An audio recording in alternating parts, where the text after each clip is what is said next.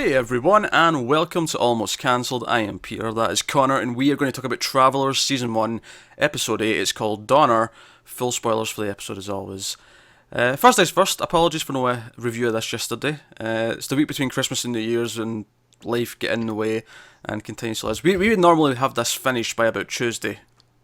Yeah, but it's just the wrong week for it to launch. I mean, I don't know what Netflix was thinking. Yeah, very, very busy time to try and squeeze all these in. But we're here today. You're going to get 2 of them tonight. So you'll get episode 9 later as well. But yeah, episode 8. So full spoilers, as I said.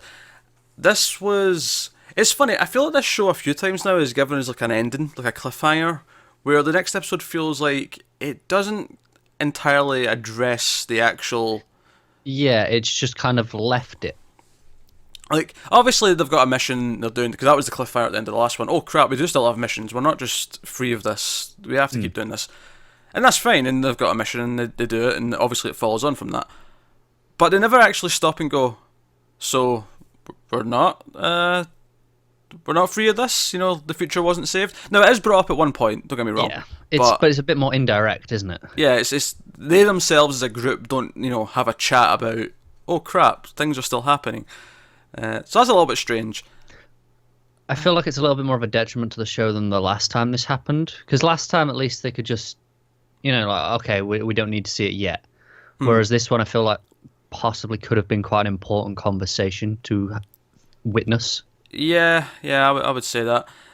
I have another couple of minor complaints about the episode, but for the most part, I actually really liked it. I thought it brought up a lot of really intriguing ideas about the... Oh, me too, yeah. And it kept me guessing as well. Like, I kept trying to think ahead and second guess. And I kind of got it right, but then I doubted myself, and then... Yeah, it's like, because it plays it off quickly like this is what it's supposed to be, but then it's kind of starts going, or is it? Yeah. The main plot, of course, is... Well, the episode starts with like a sort of webcam, sex cam operation, and... The 3 male characters are all like chatting to these cam girls, and we see this other guy outside the building. There's an explosion, but they all have travellers come in. But then the explosion happens anyway, and everyone's kind of confused. But the traveller who was going into the bomber's body, who was meant to defuse the bomb, is missing, and it sets up this whole idea. It's like, so MacLaren has to go find him. The FBI is like, oh, there's been an explosion, so he's sort of looking for them for the FBI, but really looking for them for the travellers. So my 2 minor complaints, or my 1 minor complaint, actually, the second complaint was actually something that was fixed by the actual reveal at the end. But the 1 minor complaint I had is just one of these like plot coincidences that just really stuck out to me. So MacLaren's looking for this guy Donner, who was the bomber and may or may not be a traveller. And he's driving through just the street. He's on the phone to someone at the FBI, and this Chinese woman at the side of the road starts waving her arms, and she's trying to like pull someone over.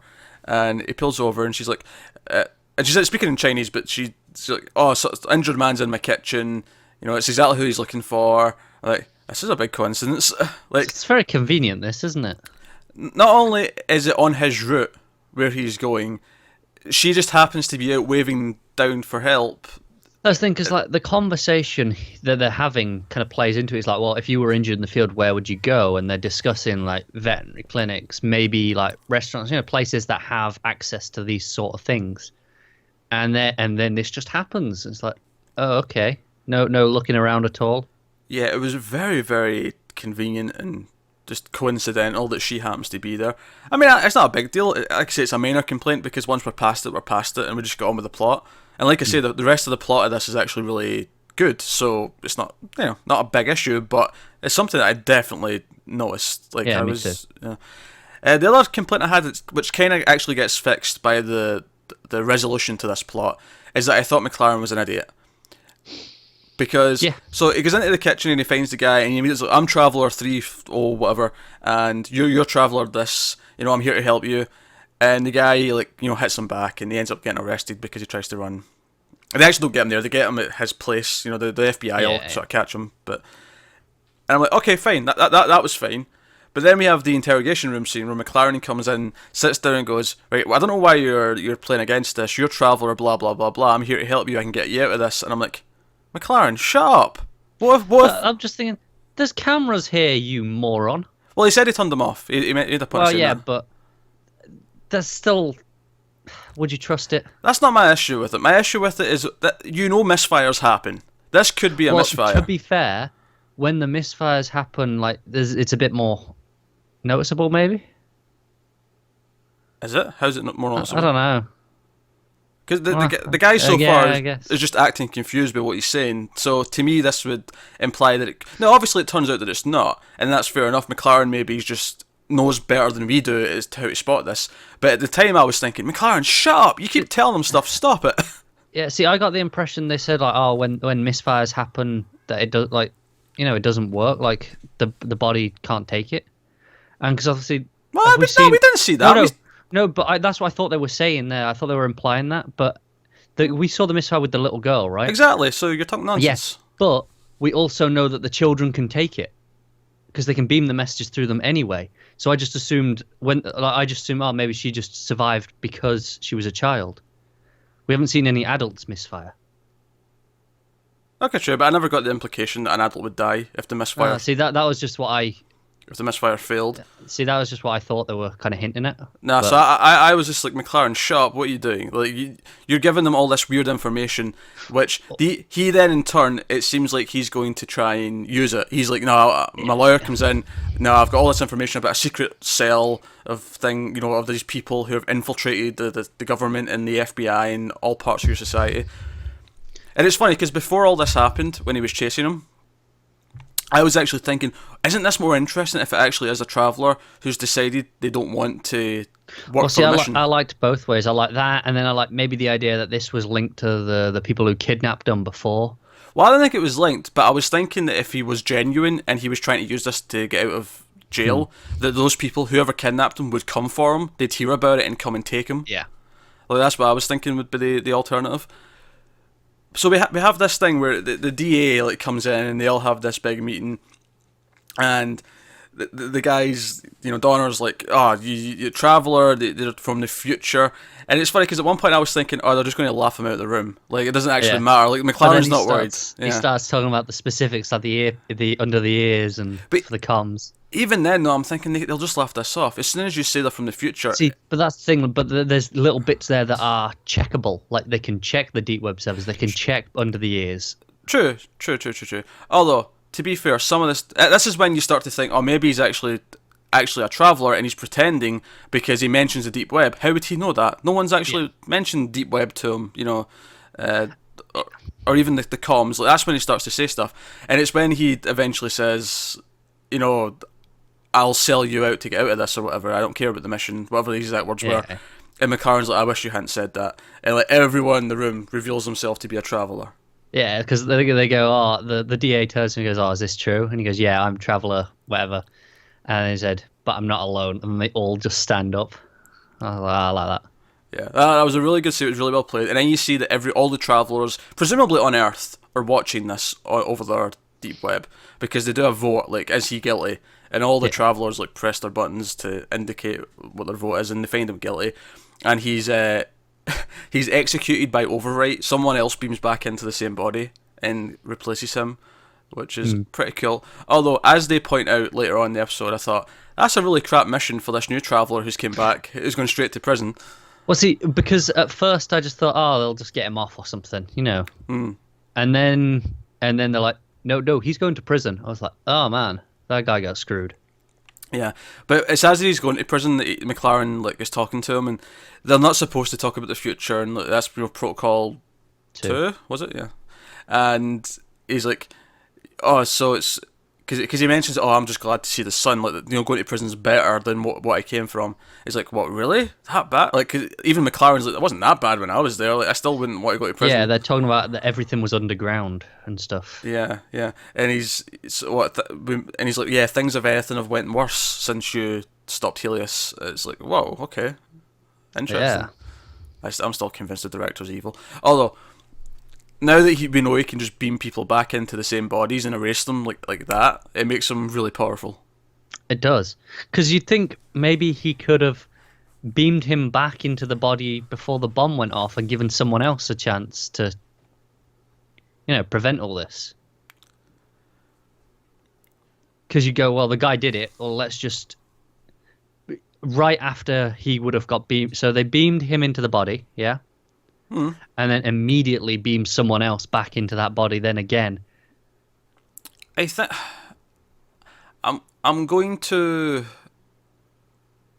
Maybe you just can't do it too close together. Like maybe there would be could be. because I mean obviously it was right before the bomb went off, so the bomb might have went off like mid. Because we see it takes a little bit of time because they're like in pain and they're the logic of it just tells me the show doesn't want to jump around its own timeline and mess things up in its own time. Well, because the other thing you could do as well is you could send someone back before, but then the one who when he comes back he'd always overwrite them, but then he wouldn't be at the place to bomb them because why would they care if it's already been a traveler, so like it messes things up. It's kind of like it's almost like the travelers from the future themselves and the director are like, no, this gets too confusing if we start messing around like that. We have to keep it simple for their sakes. Who are already there, so they can understand what they're doing. So which works nicely for us because it means in terms of writing the show, they have to keep it somewhat simple so that we can follow it. Yeah, so I wonder if that means they never send travelers back. Any like new travelers will they always come in after the point of the present? In terms of seems that way. If our team is in the present, will any new travelers always be after that point? Can they not go back to before that? Just because it would get confusing. What if they can? What if it's like a what if there's like a limit, and that's why like they're still coming in is because this is they have to, like it's almost like time is still linear in that sense, and they can only there's like a certain window they have to keep going back to. What if they can't adjust it, or at least if they can adjust it, maybe they can't adjust it any further. So this is always the furthest back they can go. Yeah, that makes sense. I don't know, just food for thought. But no, I really like the end until that, and of course he runs, and when he gets into Prison Donner, he runs into the guy who Marcy believes is her brother from the previous episode, who was caught by the FBI along with his boss, and we'll see how that develops. But that obviously leads, and obviously he says something like, you believe in the mission just now, but give it time. You're going to.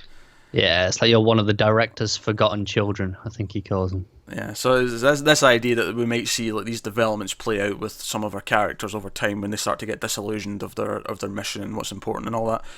Now that was the main plot. Very interesting, very intriguing. The other stuff we got in here, we got a couple of character plots. Well, pretty much all of them. So we'll tackle it sort of in the smallest to largest. I'd say the smallest one was probably Carly and her fight to keep her son because she doesn't want Jeff to get him because he's abusive. And I like that Marcy actually on the phone says to her, "Why don't you just give him up? Like it would make missions easier." Yeah, it's not your kid. Yeah. So as much as I mean I get why she doesn't want to give him to like the abusive father, but I like that a character said that. It would have felt really unaddressed if someone didn't just come out and say, "Look, it's not really your kid." Just well, that's the thing. It's like it's not her kid, but she has spent a lot of time around it and caring for it. So at this point, she's formed this bond that the other characters won't. So they're just like, well, who cares? It's not yours. Clearly, Connor doesn't care about Jefferson Jr. because he referred to it as it like 3 times in that sentence. What can I say? Even I did there as well, actually, to be fair. I didn't mean to. I should have said him. Referred to him as it 3 times. Since babies, awful things, awful creatures. But, yeah, so we have these this like, sort of hearing where they come and plead their case, and we get some fun scenes where Philip comes in dressed as a lawyer, even though he still has his nose ring. He still has the nose ring, which I thought was really funny. But his hair's all tied back, he's got a suit on, he's looking all professional. Yeah. He's trying to do his best. And Jeff accuses her of being a prostitute, and that's how she's... Because, it is suspicious, because they're getting all their money from these gambling sort of wins that they can predict. Which, on that subject, Philip gets a couple of them wrong, and he's worried that he's starting to forget things. Yeah, see, I was wondering, is it he's forgetting or is it things are changing? Because they mentioned a couple of episodes ago that they've had impacts and everything has changed a little bit. Because I think they mentioned it before the explosion with the wind direction. They were really paranoid because things are starting to change. That's a really interesting change when you think about it, the wind change. Because like, what would affect the weather? Exactly. Just like it's nature and time are linked at that point, isn't it? But I think that's a very important point that some things are changing, and maybe this this, just being able to gamble all the time because we know the outcome is not going to always be reliable. It'll eventually start to diverge so much that we can't do that at all. Yeah. Which is fine for MacLaren because he's got a full-time job that he's keeping under wraps, but the rest of them don't. The rest of them are all... Yeah, pretty much scroungers. Yeah, Carly, at the end of the episode, the woman from the social services tells her, you need to get a job. I want to help you because I think you're in the right, but this looks suspicious. You have to have a job to look like a fit mother. So she'll be all right. If she gets a job. I'm sure she will. Keeps her temper under wraps. She's a bit of a hothead, let's be honest. That might be more of a problem, yeah. She's going to break her boss's wrist the first chance she gets, the first time she's spoken to in a way she's not appreciative of. It's possible. Otherwise, though, plot. So we had Carly, we had a little bit of Philip with his forgetting, and the other big one two big ones, of course, we had Trevor, who I'm now convinced that his guidance counsellor is the one who's going to die. Remember, because he knows someone's name, if you remember from the wall. And also, she has a crush on him. I can see it in her eyes. Yeah. She's totally digging him. And normally I would roll my eyes at, a teacher-student relationship. Wait, it's because we know he's so much older and he acts it. And he acts it, yeah. He sounds like an older person who's wiser in the way he talks about things. And I actually buy that she would find something to be attracted to in there. Yeah. Beyond looks. He doesn't, like obviously she spends all her time around these teenagers. And he doesn't sound like a teenager at all. Like, he does come off across as a adult. And so I get it, yeah.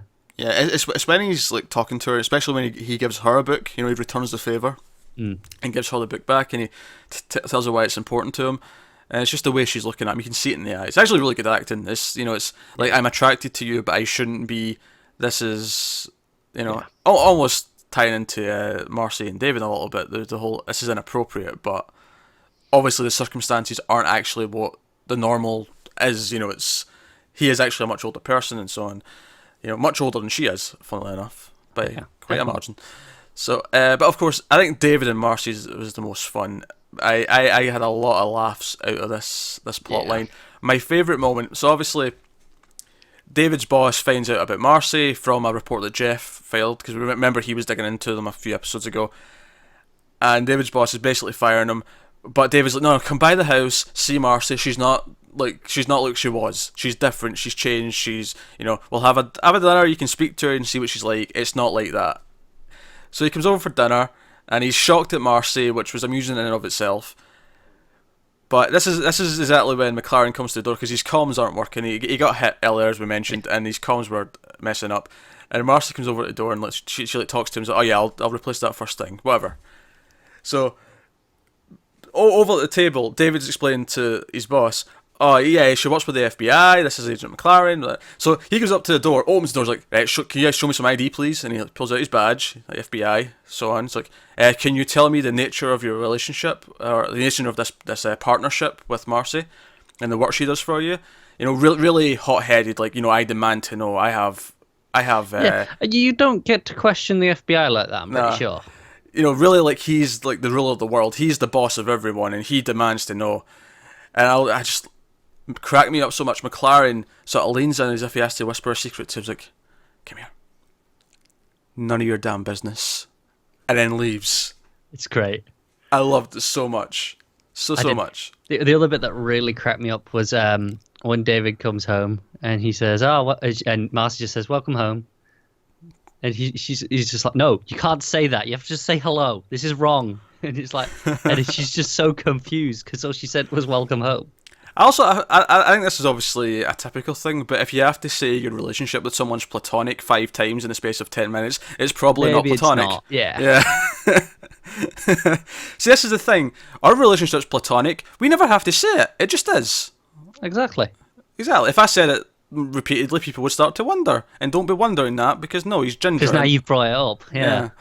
But, you know what I mean? Like, if you never say it, no one thinks about it. But as soon as you start saying it repeatedly, it's platonic, it's platonic. I'm not into her. I haven't been having dreams about her. No, not me. As soon as you say this much, it's like, yeah, we don't buy this. But at least, again, a scene which I think brought up some logical... Like Marcy bringing up with Carly, it's not your kid, why don't you just give him up? At the same time, David's boss's reaction of, well, I still want you to be fired because...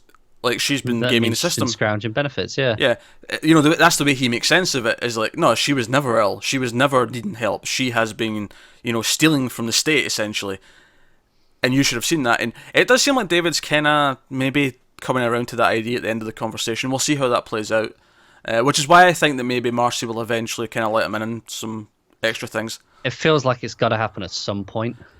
Admittedly, part of me saying that because David's on the poster with all the travellers and none of the other supporting characters are. I did not realise that. I haven't really looked at the poster. Oh, I just been on Netflix, like an image that gives you the top. I don't really pay attention to it. Alright, fine. But he's there with the rest of them and none of the other supporting characters are, which makes me think, between that and also... It could be that, and obviously it's just the fact that he's... the extra focus. Yeah. He's also the most likeable out of them all, I think, as well. That helps. Yeah, he's the most developed character out of all the supporting ones as well. Also, I do love that they brought back the Batgirl analogy. That was good. Yeah, you have to tell them what's really going on. And she's like, "That I'm Batgirl." Like, oh, I love this joke. Let's keep this running. I'm down for that. But yeah, that's episode 8 of Travellers. There was a lot to talk about in that one. I feel like we've covered everything. If not, I'm sure we'll. Also, bring it up just next something time. that was weird that we got all these subplots, Mhm. yet we didn't get anything with MacLaren and his wife, which I thought was weird because I was sure it was coming at the start where he rushed off to watch the cam girl. Mm. I was like, okay, something's gonna happen, I can see what you mean. You were worried that they were going to, like, oh, she captures him with a cam girl, oh, you're a pervert, Yeah. so on. Which, by the way, I do it's funny because we see him with a cam girl, and then we see Philip, and then we see Trevor.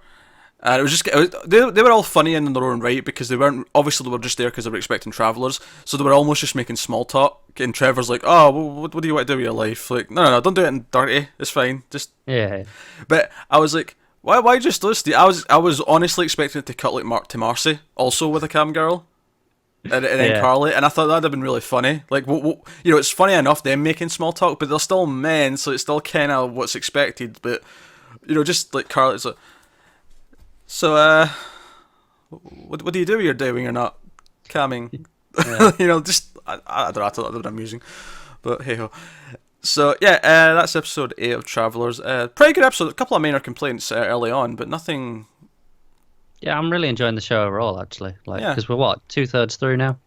Yeah, expect the episode 9 review sometime later tonight. We will get to that, and hopefully another couple tomorrow.